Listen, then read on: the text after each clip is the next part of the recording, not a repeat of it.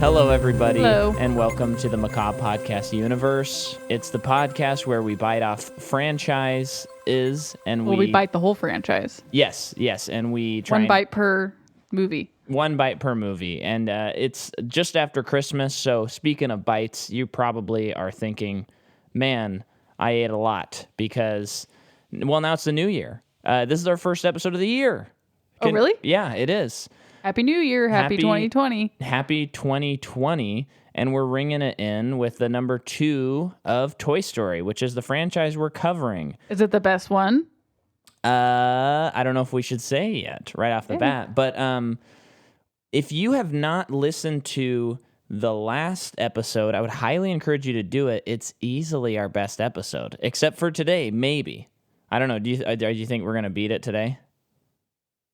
It was slow nod of the head. Okay. That's a shake, not a nod. You're right. So we're doing Toy Story 2. Do you got anything to hit us off with right off the bat? In terms of people? I don't know. Anything you want. I really like this movie. It's my favorite one. Okay. So you spoiled it. It's my favorite of the Toy Story movies until you watch the third one, and then you change your mind. Yeah. This one's been my favorite one the whole time. Okay. Even when I saw one. Wow. Kidding. Well, what's kind of interesting about all of these, except maybe 3, I guess we'll find out next week, though, is they all have really troubled productions. And usually, when you have a troubled production, you get a pretty bad movie. Or you have parts where you're like, dang, this part really sucks. Or this thing just doesn't work. But these movies feel so cohesive. It's really surprising to find out that they really powered through. Yeah, and I'm very excited, listener, because a lot of times when we go over the notes and stuff, Jordan knows a lot of the stuff, or before I couldn't keep my mouth shut, but today I researched Toy Story 2, and I got so many nuggets to share, and she doesn't know any of it. You'll see. Well, I mean, she might know it, but she doesn't know it from me. So right off the bat, this one, like the first, is directed by John Lasseter, and it's produced by Helene Plotkin, who didn't really have many credits, except like 2 episodes of something else. Karen Robert Jackson, who produced Lion King, Beauty and the Beast, and Strange Magic. Screenplay by Andrew Stanton, who we discussed last episode, Mr. Finding Nemo himself, a founding Pixar guy. Rita Hisao, who also did the screenplay for Mulan. Oh, cool. And My Little Pony. Cool. And then we have Doug Chamberlain and Chris Webb, who are writing partners, and they did 2 episodes of Duckman, and they also did Bruno the Kid, the animated movie. Never heard of that. But I thought maybe there was a chance you'd be like, oh, Bruno the Kid, the animated movie. Nope. No. Okay. Story by John Lasseter. Story by Pete Docter. That's our Inside Out guy. Ash Brannon, who also did Surf's Up and Rock Dog. And Andrew Stanton again. And then we have music by Randy Newman, who gets an Oscar nomination for the song that Sarah McLachlan sings about. So he wrote Jessie. The song? He wrote the song, and she performed it. And then cinematography, we got Sharon Callahan, who has done... Pretty good song. It's a very good song, yeah. Kind of surprised it didn't win the Oscar, but I don't know what did. Yeah, so. I'm a pretty bad judge on that area of the Oscars. Yeah. Mostly because I just don't... When I watch a movie, I don't think of it like a song happens and it's like, this is probably something they pulled from something. Oh, yeah. You don't think of it as original kind of thing? Yeah. Yeah. Unless it's A Star is Born and it's about music. Yeah. And it's not based on a true event. If that makes sense. Yeah. So then we have Sharon Callahan, who did cinematography. She did The Good Dinosaur. She's very good at her job. Yeah, Cars 2, Ratatouille, Finding Nemo, and A Bug's Life. So, and that's all of the movies that she's done. And the movie's produced by Walt Disney Pictures and Pixar. And it's distributed by Buena Vista Pictures. And it comes out November 24th, 1999, Thanksgiving weekend. And I remember seeing this in theaters up in McMinnville or Salem area. When I was a little kid, the movie has a budget of $90 million, which is 3 times more than Toy Story, which had 30. Box office, the movie makes $245,852,179, and worldwide it makes $497,366,869. I'm going to hand the reins to you before I get into production, so you can hit me. So the two big new characters in this one are Joan Cusack, who plays Jessie, famously John Cusack's sister. And just think for What's the other Cusack? Is it Anne Cusack? Is that the one from Better Call Saul? I don't remember her first name. Oh, okay. Also, I'm really just confused now because she looks exactly like Annette Bening. Probably not if I actually looked. Annette Bening. She's in Captain Marvel and we thought that was the Cusack. Yeah. We were like, how is it not? Yeah, that's pretty wild. But it's kind of crazy that these parents named their son John and their daughter John. Pretty weird. Yeah. Because Joan's the John for girls. So, I mean, Joan Cusack's just in just about everything. Mm-hmm. She's in this movie. She's in School of Rock. Wait, hang on. What? You said she's in this. Is there a movie called This Movie? No. Oh.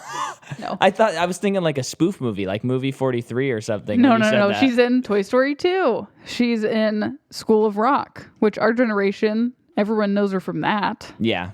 She's in Runaway Bride, High Fidelity, the Muppet Christmas movie. Yes, I'm looking at my phone right now about it. Chicken Little, I guess. Basically, when I thought this was Holly Hunter like the whole time. So finding out that what do you mean the whole time? I thought Jessie was Holly Hunter. Your whole life, or like when we watched it? Pretty sure most of my life. Okay. So when I found out it was Joan Cusack, it's like, dang, she's good. She's a good voice actress, because we recently watched something else and it was Joan. Yeah. Too. What was that? And it was really good. Yeah. I mean, at that point, it's like, oh, that's Joan Cusack, but it was the Klaus. Yes, she was in Klaus, yeah. But she still sounded kind of different. I mean, I hear her pretty clearly. I don't feel like she's doing a voice or anything. But I think it's very good. She's got a great voice. She also has one of probably the most emotional scenes in the entire show of The Office. Do you remember if she's in it? No, I don't remember she's in it. Oh, that is tough. That's a good scene. And she's at the microphone and she's like, would you ever forgive your mom? Or you probably like totally hate your mom. Saying this to Aaron, who was adopted. And Aaron's like, no, I don't hate her. And all this stuff. And then she's just crying and you're like, oh my gosh. And then the guy from Arrested Development, the Sitwell, is her dad. Yes, yeah. Anyway. Keep it together, Jordan. And then we have Kelsey Grammer, who is Frasier from Frasier. Yeah. He narrates a Disney 3-parter classic Christmas tales. What was it last night? We were watching that Disney thing you're talking about, and we're just like, he just has the best voice. It's crazy. And I think he was a part of my childhood much more than I thought he was. Oh, yeah. You know what I mean? Yeah. Because his voice is so great. Well, because when we were watching Simpsons, which I know you're about to say, but he's Sideshow Bob, which I didn't even like put together. Oh, yeah. And that's like a recurring throughout all 30 years of The Simpsons. There's like an episode or two of Sideshow Bob, and then they'll take, usually he only once a season. started acting in 1979. Crazy. Well, first credit. This guy's a theater guy. I don't even look at his bio to know that he's a theater guy. Yeah, you don't get a voice like that if you're not in theater. Yeah, and I feel like ever since he was in Frasier / Cheers, but Frasier, he's just guested on literally everything, and that's most of his filmography. Mm-hmm. Even though he's in movies and stuff, but it's Frasier. And then those were the two big ones. Oh, but then we have Wayne Knight. Oh, this is Newman, right? Best known as Newman from Seinfeld. He's also in Jurassic Park. Yes. He's in Dirty Dancing, I guess. Basic Instinct. He pops up in random places. He's in Kung Fu Panda and Hail Caesar. But he does such a good job in this movie. He does such a good job. He's voice the perfect acting. cast on this one. Yeah. Then we also have she's a new character in this movie, Estelle Harris, who plays Mrs. Potato Head, who is George Costanza's mom in Seinfeld. She's like perfect for that character. Some of those people just have those iconic voices that just like her voice is kind of annoying, but it's awesome. Yeah. It's so good. Yeah. And then the guy who played Zurg is a writer for Wall-E. We probably said Andrew Stanton is Zurg. No way. They probably just edited his voice though. That is cool though. I liked I like when the animators do the voices and stuff. I was listening to this podcast called Podcast a Ride, and Griffin Newman, and they were talking about the Shrek series, which we have covered Shrek, folks. So if you haven't heard it, go back and listen. And they were saying how, like, sometimes when it's not a big name actor, you can go, oh, that's an animator, and kind of roll your eyes. And I'm like, I like that about it, though. Mm-hmm. Like, I like when the animators are involved. I think it's like when a director has a cameo in a movie. Yeah. Like, sometimes it's the best part of it, too. Yeah. Oh, you mean the movie It Too. Just saying, Stephen King did a really good job in it, too. Yeah, he did. But I think the larger point they were trying to make is, like, Shrek was like when it changed to like kind of stunt casting for a lot of animation. But anyway, are you okay? But stunt casting and then just how like some of those animators just do voices that like anyone can do. But I think in these Toy Story movies, they have like some good voices in there. Yeah. So is that your cast of characters? Mm-hmm. Okay, so Cat Mule, Lasseter, and Guggenheim, who are 3 Pixar guys, went to visit the successor of Katzenberg, who was the Disney guy, the successor of him, who's now Joe Roth. So they went to visit him. Oh, I can't believe the director of the Hostel movies is a part of this. That's Eli Roth. I know, I'm joking. But Joe Roth is like, hey, we should do a direct-to-video Toy Story 2 because we've done Aladdin, Return of Jafar, and we've done another one, I can't remember which, and they're making good money. We should do that. And they're all like, yeah, that's a good idea. So they decide to go forward. And they weren't even sure if they were going to use computer animation or if they were going to hand animate it like old movies. Oh, crazy. Really weird. So pretty much like how much time and money are we willing to invest in the sequel? Mm-hmm. But this is when it gets wild. You're breaking my heart. One fact at a time. No, this is where it gets good, okay? So Andrew Stanton was busy working on Bug's Life, and Pete Docter was working on what would eventually become Monsters, Inc., which is going to be the movie that precedes Toy Story 2 in Pixar's lineup.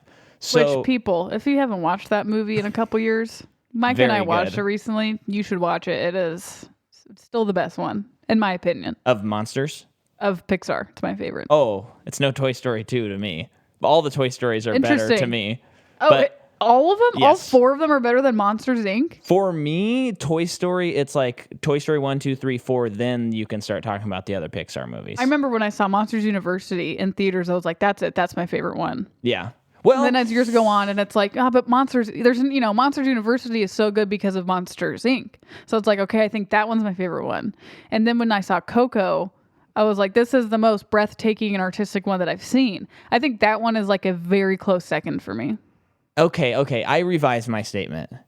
Toy Story 2, Toy Story 1, then probably Ratatouille. Ratatouille's one I always forget about. Then I would probably go Toy Story 4, Toy Story 3, and Coco somewhere in there. You forgot Cars.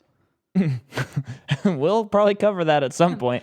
But anyway, so Pete Docter's working on Monsters, Inc., Stanton is working on Bug's Life, and Lasseter turns to an animator from the first movie, and he's like, why don't you head up the direct-to-video sequel, Ash Brannon, who we talked about a little bit earlier.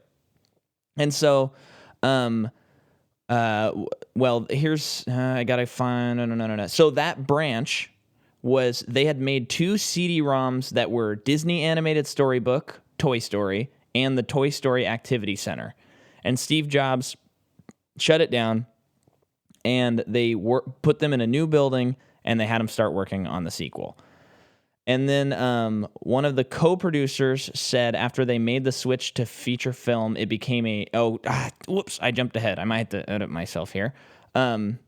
So then the movie gets deleted. 90% of the movie gets deleted because someone, like in Silicon Valley, presses the wrong button, kind of a situation. They don't back it up? Well, so here's the thing. So someone deletes it, and I was reading this article. And he got fired and probably murdered. No, here's the thing. They kind of just said, like, I didn't read this part of the article too much. I was kind of skimming through it, but it sounds like Pixar was kind of like, we don't care who did it, let's just fix it and forget that this happened.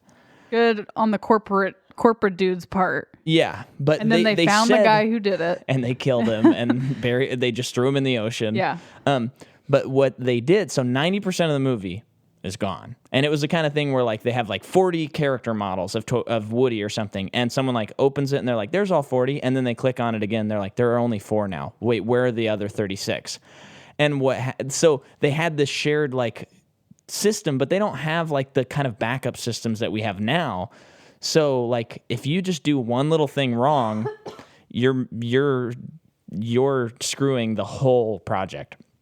But then this woman, Savior, Galen Suzman, had just had a child, and she had backed up all of the stuff, and it was at her house because she had to work from home. So then they strapped it into her car, this huge like backup device with like pads, and they're going like 35 miles an hour on the freeway in California with like their flashers on, just getting to Pixar, putting it in, and they only lost about a week of work. But here's the thing. Wow, it's one for the mom, guys. Yeah. So then, but here's what happens. So all of that.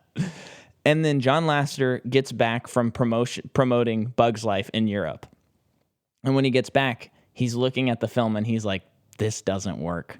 This is bad. Do you have any idea what the story was? I'm not sure what the story was. And he said the whole movie needs to be redone.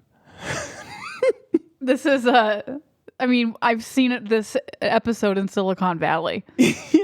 He says the whole thing needs to be redone. And he goes, Steve Jobs, can you push back the release date past 1999? And he says, no, we can't push it back. It has to come out November 24th, 1999. And they go, okay. And they halt production on December 15th. And they have like a writer's retreat thing. And they start production back up in January, and now they have 9 months to complete the entire movie from scratch. So, effectively, so this is a quote from one of the CTO of Pixar at the time, and it's kind of a long one, but he says, effectively, all animation was tossed, effectively, all layout was tossed, so all camera work would start from scratch. Lighting was in the film a little bit, but that was tossed as well. We had to build new characters. So at that point, Buster showed up at that point, and that character went from being out to being in the screenplay to in the final screen in 9 months. I think that's the dog, Buster, right? The dog? Yeah. Buster? Oh, okay. The little dog at the beginning of the movie. Like Andy's dog? Yeah. Okay. And he said that's a fully animated quadruped, which Daniel talked about in our previous episode. And he says on the fly. And most of the humans in the film and show... looks like there's a typo. All the background extras in the airport at the end.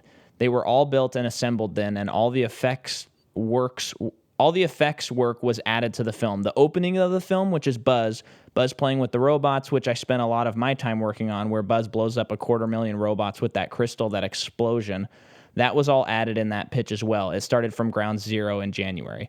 So the story effectively and the film, and that was probably one of the biggest tests of what Pixar was as a company and a culture we ever went through. So, all of that, I still have a couple more things. I know I'm going long, but this is just crazy.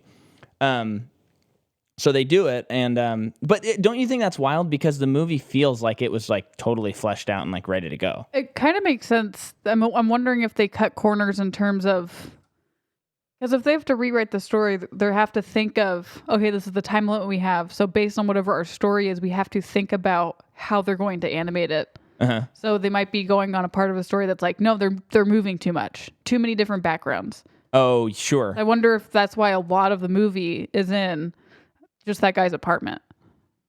Could be, yeah. That makes sense. But it all serves the story. That's the crazy part. No, it does. And it doesn't look boring because they have a lot of different angles. They have all of the Woody like paraphernalia. Yeah. So it worked. And what's so then they decide to do things like reusing models. So like the chess guy, they're like, let's put him in this movie because the guy who cleans the toys. Oh, okay. So they're like, yeah. we already have a model of him, so we don't have to build an entirely new character. Let's use him. So, but then a couple of things about the actual movie. The concept of Woody as a collectible came from a draft of a Tin Toy Christmas, which was going to be something that followed up Toy Story, that was scrapped and turned into the direct to DVD thing or direct to movie. And then on that dust shelf where he finds the penguin. So they had to animate one speck of dust, and then they just kept adding them, and there's over 2 million particles on that bookshelf, which is nuts. And then finally, my last note, when the movie comes out on DVD, Technicolor messed up, and 1,000 copies of the Ultimate Toy Box set that was sold exclusively at Costco had, in the middle of the movie, it had a scene from High Fidelity that had the F word a couple of times. How does that even happen? Just some sort of weird, like, technological mess up. Come on, Tyler Durden got in there and did that. Yeah, he probably did. So that is all my notes for Toy Story. Notes? My notes for Toy Story. I'm what gonna a wild take a ride. drink So of when water. did the movie ever come out? Here's the thing, Jordan. It comes out and it's the best Toy Story. Yeah. And they make 2 more after this, and they're all really good. So the movie begins. We see Buzz Lightyear, and we're seeing all this crazy, I guess, animation that started the January before this movie came out. Animation of him, like, flying through space, and we're seeing all this kind of new stuff that we have not seen in 3D animation before. And he's fighting these robots, and he goes onto this moon. I'm trying to think. The camera movements are kind of nuts. It's kind of a perfect action sequence. Mm-hmm. There's a lot of, like, Spielbergian, Indiana Jones action inspired camera angles and movements. And he has to fight Zurg, who was mentioned in the first movie. Yeah. Or written in the first movie. And then he dies. Uh-huh. His body gets blown off, and then it zooms out, and it's Rex playing a video game of Zurg. Yeah. Which already it's like, okay. And it's like, that's going to come back. Completely hooked. Yeah, yeah. And he's saying how he can never beat Zurg. Yeah. Which is going to be a great payoff at the end. And then, they do the Lucasfilm sound effects. Like, there's a lot of, like, Star Wars sound effects. And unlike, to me, when we were watching Ant-Man and we were like, they're just using Star Wars sound effects, this one's like, oh, well, Lucasfilm is, like, part of the reason why Pixar exists. So it's kind of like a fun homage, actually, that they're, like, making these references. Yeah, I think so. So Rex is playing the video game, and then we see Buster, the dog. Well, right after the video game turns off, I believe, an ad of Al's Toy Barn shows up, and everyone's like, "Oh, he's so sick and such a terrible person because he's a guy that sells toys." Like, they just don't like him. I think they like. I think Ham is kind of like, I don't know what it is about that guy, but I don't like him. Something's off about that guy. Because later when they find it out, he's like, I knew it. I knew this guy was funky. So yeah, they see that, and then that gets turned off, and then what happens? So then the dog comes in, and I have forgotten how the movie goes, so I'm thinking the dog's going to be this, like, imposing force for the toys, because it's been so long since I've seen it. And Woody, like, plays with the dog and, like, teaches it how to draw and stuff like that, like, with guns. And it's really crazy, because if we compare it to Spud from Toy Story 1, the animation of this dog is, like, crazy. Yeah. Crazy better. Really good. Is crazy better? Yeah, that's a correct grammar. And so, looking great, and we're just, like, getting back into our friends. We're seeing Buzz, we're seeing Ham, we got Mr. and Mrs. Potato Head, and already hijinks are ensuing with those two. A lot of funny marriage jokes. Very funny, but not too. They're not going into the ball and chain route, which is kind of boring. No. But ones that our parents like, that's for you, mom and dad. Yeah. Even though kids laugh at it too. Yeah, and then we just have It's just the series is so good. It's just so cool because they're doing, like we talked about, they're taking on toys and they're saying like what if this thing happened that you as a kid always thought about. And in each preceding movie, they explore a different aspect of their existence that we also can relate to. So in this one, when Woody's all excited about going to camp with Andy, and then his arm gets ripped, and Andy's like, I guess I'm done with the toy. It works on that level of like, well, you threw away a toy when you were a kid, but then you're thinking about like when you've been hurt or something, and someone's like, well, I guess I'm kind of done with you for now, at least. Whatever, you gotta. Mm-hmm. And the movies hit a lot harder the older you get, I think, which explains why when we saw 4 with our parents, both sets of our parents, all of us were crying, except for our moms. My dad wasn't crying. My mom was crying. Okay, so it was your mom, me, you, and my dad, and somehow my mom and your dad weren't crying, but... I wasn't really crying. You were crying. I don't know what I'm talking about. That's okay. So then he's not going to take Woody to camp. And so then not only that, his mom puts him on the top shelf, which is like, everyone's like, the top shelf. Because you're like, okay, the toys that are set up there will never be played with again. And Woody's like, guys, it's fine. It's fine. It's just my arm's just a little ripped. Andy's mom will fix it. It's fine. And everyone's like, dead man walking. Yeah. And then, go ahead. And it also plays to this whole like feeling we get as we get older where we're like, are the good old days behind me? Like, is my pinnacle playing Huey Lewis and the Huey Lewis and the News Show? Will I ever be able to do something that cool musically again? Greg. And I'm totally joking. I'm bringing it up as like, there's always that comparison and you're like, well, is my arm ripped now? Will I never... And the movie's speaking to you, and you find Squeaky, the penguin, and he's been up there for years. He's been up there for years because he doesn't have his squeak anymore. Yeah. And he's kind of like, I was put up here a while ago and they said they were going to come back, but they never did. Andy's mom was going to fix my squeaker, but she never did. Yeah. And what's nice is I feel like they never make Andy's mom feel like a bad guy. No, not in the way like Al is. Yeah. No. And then there's that really cool horror sequence where he gets thrown into this trash in this weird so he's dreaming that Andy comes home and is like, Woody from cowboy camp, and is That's like, right. Woody, and he gets him and he's like, oh yeah, your arm's broken. I don't want to play with you anymore. And I really like when he drops him and he falls into playing cards, and that's when it starts, really. Yeah. That sequence is super cool, and then he falls into this trash can where all these toys' arms are in. And Woody's like, no, Andy, come back and save me. I'm fine. And these hands are pulling him down. Which pretty cool. And I'm telling you again, these movies, they have that horror influence them. All of them do. Yeah. And that's part of, I think it just plays with your emotions when you can scare people a little bit. I know these aren't like scary, but like getting into like horror, that's like how our minds think. Yeah. So that's why it resonates. That's part of the resonation. So then they see that the penguin is outside for the yard sale, which again, as every time there's a new scene, you're just like so clever that they're going this direction with it. Like yard sale, and how would a toy deal with the yard sale? Yeah. And so Squeaky's out there and Woody's like, I'm going to get the dog and I'm going to go save Squeaky.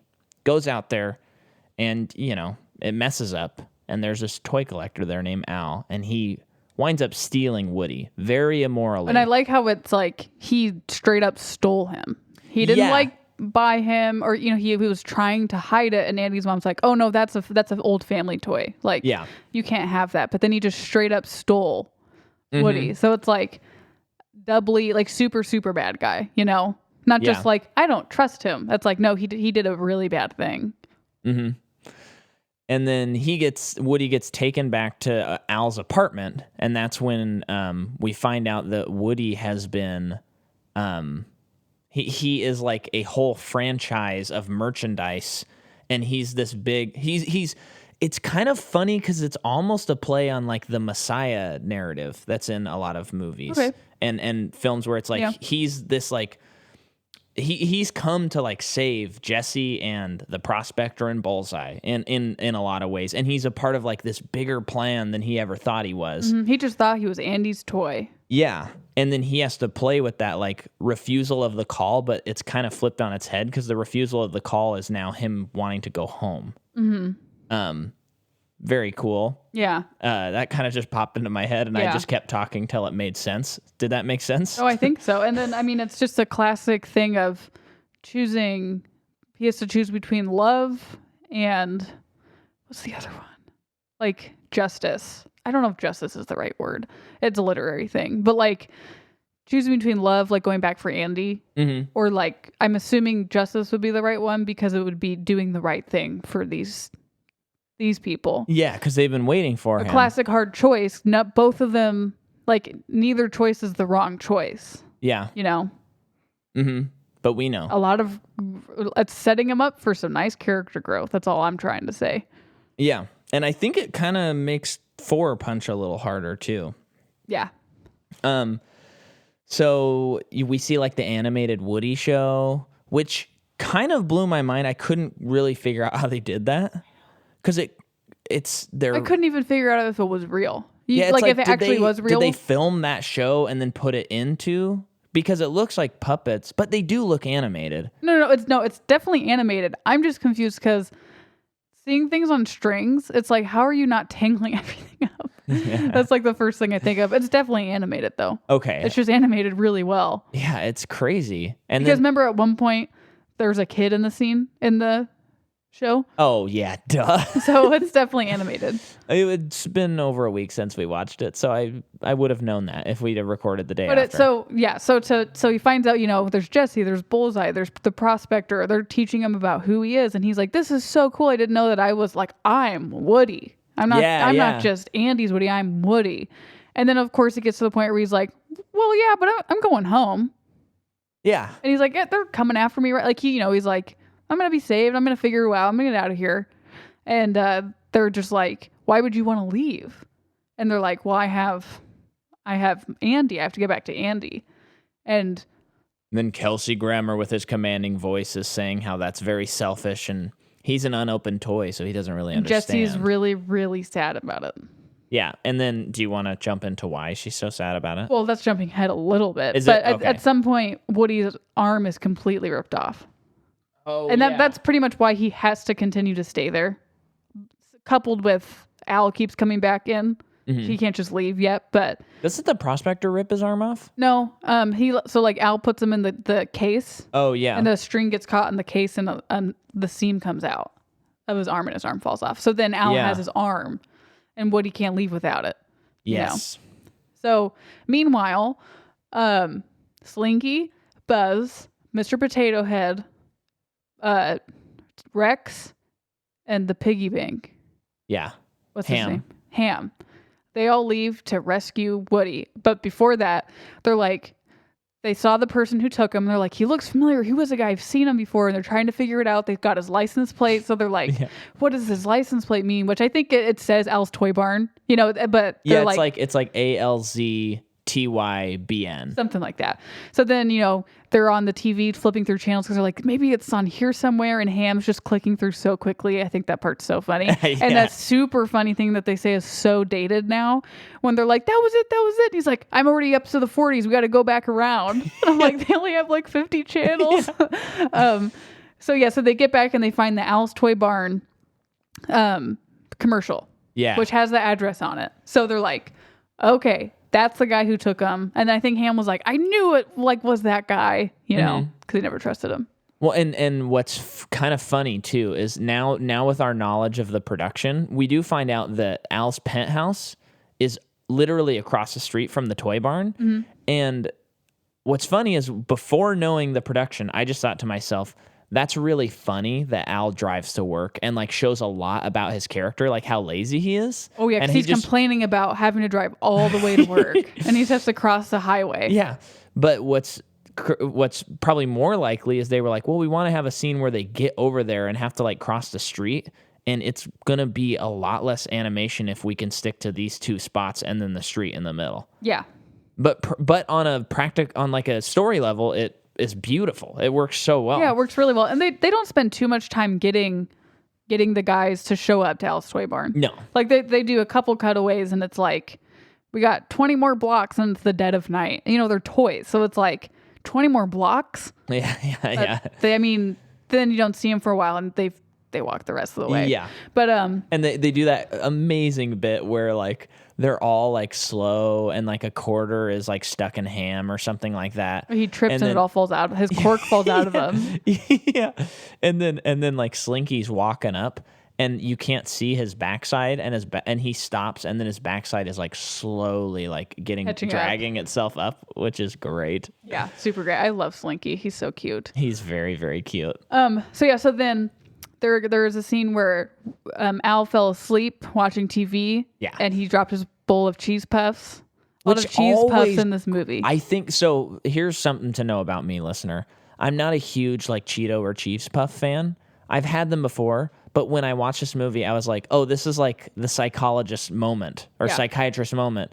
This is why I don't like it, because it's so gross how he has it on his fingers and he just wipes it on his shirt and like gets it on Woody, who's like the toy he's trying to sell, and it grosses me out so much that I'm gross. Like, I don't like cheese. I thought you Cheetos. were about to say, and it makes me crave them every time. No, the exact opposite. Oh, okay. Yeah. So Woody's trying, as the cheese puffs are covered all over the ground, he's trying to get up there to get his arm out of his pocket, and Bullseye's following him and making a ton of noise, and then. Really funny part when Al burps in his face. Oh yeah, he hears it going up his chest, and then he. But really close to getting his arm, and then Al wakes up. Yeah. And sees Woody, and he just puts him back in the case, keeps his arm, and leaves the room. Yeah. So again, like Woody's like, ugh, still can't leave. It's because the TV gets turned on and it wakes him up. Yes. Oh, and he sees the remote is right by Jesse's case. Yes. So then they have the argument of like, did you like why like really. Like it's that important to you, all this stuff, and they have a fight. And he's got one of the best lines, and I can't remember exactly why he says it, but him and Jesse are fighting, and she's like, "Oh, she says you calling me a liar," and he goes, "If the boot fits." If the boot fits. Yes, that's how he says it. Yes, that's how he says it. I was trying to remember, and it's like I'm putting that in like top 10 Hank quotes for me. Pretty good. I just love how he pronounces it, and like it really has like a lot of animosity behind it. It's good. And the whole time the prospector. Like that character is written so well because he's one of those bad guys that's like, it's your choice. It's your life. You can do what you want. If you want to leave, leave. But he manipulates him into staying like throughout like this whole time. Like, but think about your effects on other people. Like think about what your choices are going to do. Because Jesse's afraid about being put back into a box and being in the dark forever. Yeah. So. Well, and then he finds out. Why and the Sarah McLachlan song plays. Hold on. Oh, I thought you were. No. I'm not getting to that point. I'm just saying that's very well done. Because I think before that, Buzz and everyone else gets to Al's toy barn because they think he's there, not somewhere else. Yeah. So very funny sequence of meeting all these toys, seeing the new Buzz Lightyear with the utility belt. Yeah. Which is just they play on that joke again, and it's still funny where. This new Buzz thinks he's an actual astronaut. Yeah. Still really funny. He puts Buzz in one of the boxes. So then I think it's hilarious that they introduced Barbies into this. Yeah, which I thought Barbie came in 3, but I guess that's when the Ken doll comes in. I understand. Yeah, that makes sense. But yeah, no, Barbie comes in this movie. It's tour guide Barbie. Yeah, super funny. And they get to Al's office and they find, what do they find? Oh, no. Just at some point, Al comes in and he is, because this is right after Woody gets fixed. Yes. Gets his arm back. He gets the Andy painted over his boot. I don't want to just skip over that. You can take it over. Okay. Well, I mean, we still, I think, okay, maybe that, yeah. So the toy fixer comes in because he's broken and Al is selling the toys to someone in Japan. A Japanese art collector who will display them in a museum. Yes, behind the glass box, which is that really living? That's kind of the question that's being posed. And, the detail and the montage, he's a chess player from one of their Pixar shorts. From the first one. Was it the first one? And he's cleaning the toy and like the texture, the detail. It's kind of almost like not to this extent, but like the Mama Coco in Coco, where you just look at her and you're like, I could kind of look at this old man or this Mama Coco like all day long because it's so interesting. And he's doing all these particular things, and it's very like Tim Burton, like Edward Scissorhands kind of vibe, where it's kind of creepy. Which I know is not Tim Burton, but it reminds me of Coraline too. Yeah, it has that like creepy feel to it, and that he's got like all these gadgets that are in the real world but don't seem like they really are. So it's just a fun sequence that also kind of leans on like a little bit. It's not horror and it's not scary, but it's like in that realm of unsettling. Yes, that's the word. Yeah. And so he fixes up Woody. He looks good as new, and he paints over the Andy on the bottom of his foot. Yeah. So when that finishes, Al's like, okay, I'm gonna get pictures taken, send them to the Japanese people. And meanwhile, like as soon as he leaves the room, Woody's freaking out based on how good he looks. He looks brand new. Yeah. And that's kind of the moment, because that's when Jesse's like, okay, I guess you can leave now. And he like really wants her to understand, like, you don't know what it's like to have an owner. And she's like, really? You don't think I know what it's like? You're right. And then that's the Sarah McLachlan song. Yeah. So that's when it's a great sequence, no dialogue, just the song. But the song tells such a beautiful story about a girl who had a doll, and the girl grows up and outgrows Jesse. Yeah. And it's pretty heartbreaking. It's kind of hard to describe visually what's going on, I mean, it's not really worth it, I guess, in my opinion. But it's a really, they do what a good scene like that should do, where there is like a beginning, a middle, and an end. There's like act 1, act 2, act 3 in that 3 minutes. In that 3 minutes, yeah. And you just really get invested. And I mean, honestly, that's one of the like highlights of the whole series, probably. Yeah, I love that part. Emotions go and just storytelling, it's really beautifully Well, it's just done. like you feel so sad for her, but you can't be like, she's not like, it's not injustice what happened. Yeah. It's a part of life, and that's why it hurts so bad. Is because that's what happens in life. Yeah. And they do the really great thing where when she's a kid, the girl is playing with Jesse on the tire swing, and then Jesse's not being played with, and she finally grabs her, and she goes to donate her, and they set up the shot so you see the tire swing in the distance, but it just happens to be where nice too, because the donation of the toys are. But she doesn't just put Jesse in the box for the car ride. She like has Jesse in her purse, and she's sitting next to her, and you're like, oh, like this is to this girl. This is like in her, like I'm sure that her owner's heart was like so full, because it's like, this is the last time, and it's so great, and she's probably thinking about all the great memories she had with Jesse. Yeah. And then she drops her off. Yeah.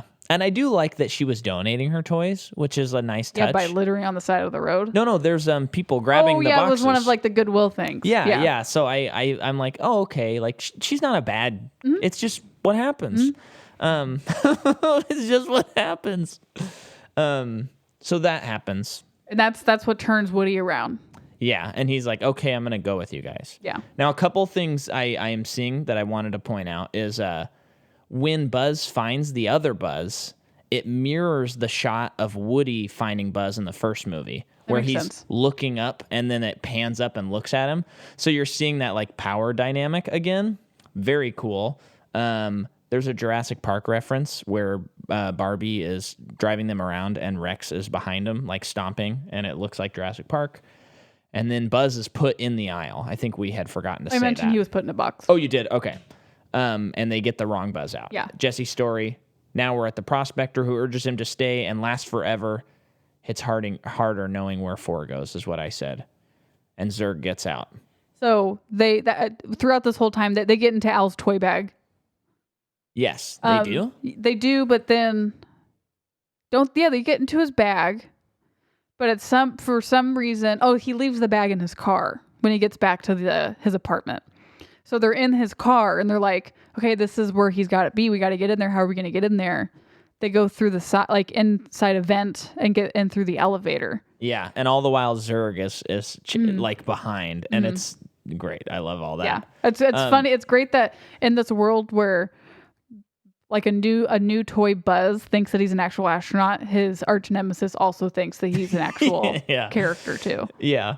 And when they go up the elevator shaft, it's just so funny because Buzz is the new Buzz is like carrying all of the toys with him, and then he does the thing where he's like, to infinity and beyond. Like, I'm gonna turn off gravity, and he lets go at the perfect point where the elevator just catches him, and then it lifts him up. And everyone's like, what's wrong with him this whole time? And it's so funny.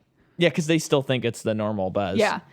So it's great. That's just really great timing, too, because, like, this is when Woody decides to stay, but this is when they're all catching up to him. Yeah. Yeah, so they find him, and Woody has to tell him, like, and meanwhile, the real Buzz got out of the box and is on his way and makes it, too. But, like, telling him, like, I'm going to stay with them, and he's explaining to them why, but they don't understand. Yeah. All all this stuff. And then by that time, the real Buzz gets there and they have a huge fight. Yes. Which basically ends with Buzz being like, if that's your decision, then fine. And just leaves. Yeah. And we this is also when we find out that the prospector has had the box open. And he's the one who turned on the TV. Fights the toys back and like screws the vent, and we find out he turned on the TV, and then they like load up the boxes and he forces Woody to go. Well, even before he like seals the vent off too, it's like, Buzz is like, if that's your decision, fine, and Woody's like, fine. So they leave, and then Woody faces his like new family, and then he kind of thinks like, I think he sees Andy on his boot. He like takes the paint off, and he's like, I can't do this, and he's like, but you guys can come with me. Yeah. So and Prospector's like, no. Yeah. And then there's the Zurg and Buzz fight, and then Rex accidentally knocks Zurg off the elevator shaft, and he's like, I knew I could do it. Yeah. And that's also when they do the Star Wars thing where he's like, Buzz, I am your father, and he says no. Yeah. And then when they're outside, they've like already made up, and they're playing catch. They're like, Buzz, you want to come with us? And he goes, I'm playing catch with my dad. And he's shooting the little Nerf things. Yeah. Oh, and Buzz had caught up. Normal Buzz. That's what I said. You said that? Okay. Yep. Sorry. Yeah. And then now we're at the airport. And, the climax of the movie. We're there. And what we noticed... Al is going to Japan and taking the toys. Yes. And so all of Woody's friends, they're coming. They're trying to stop it from happening. And then... They take a Pizza Planet truck to the airport. Right. That's right. And drive it. And then Slinky is in a bag. And this girl's like, oh, look at the cute toy. And it barks at the girl. And so now we have she says a dog. She thinks it's a dog because he's in a dog crate. Oh, that's right. Yeah. And he barks at her. So now we have 2 instances of the toys interacting with humans. Yeah. So we thought it was just Sid. I had forgotten about this part. Wondering if maybe there's something in the others that we don't remember.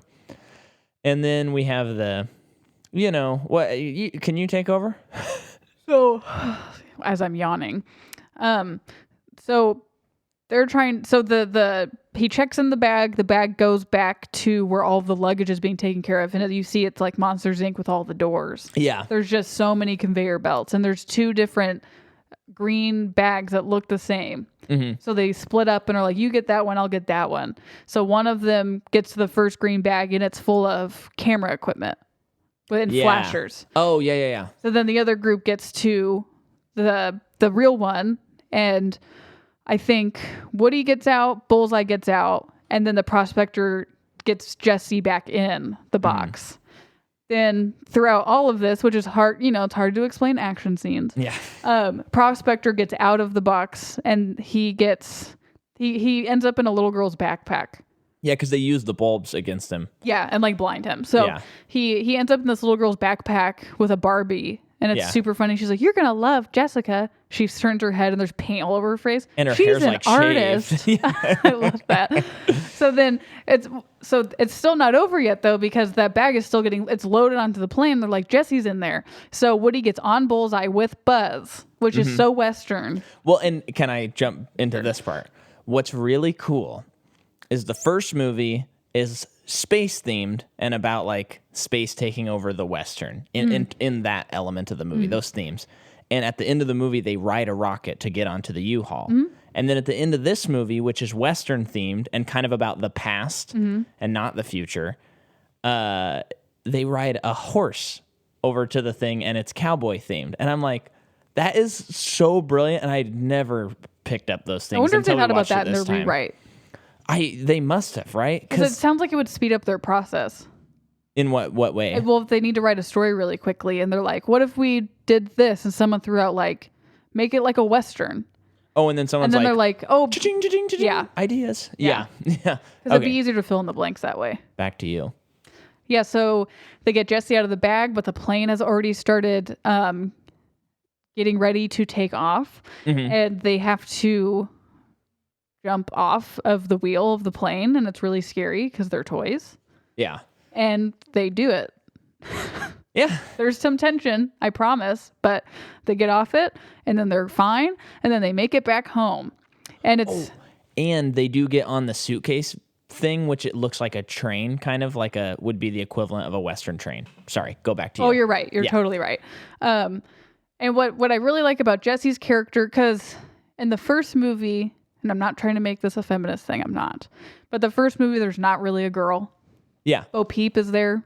John Lasseter's wife encouraged him to make a well-rounded female character. Well, it's just smart in terms of merchandising too. Yeah. Because you're taking away half of your demographic if you don't have a girl toy. So then you have Jessie in this movie, but she's not just like a girl. She's not a Barbie doll. Yeah. Because they could have done that very easily. They did. But Jessie, well, yeah.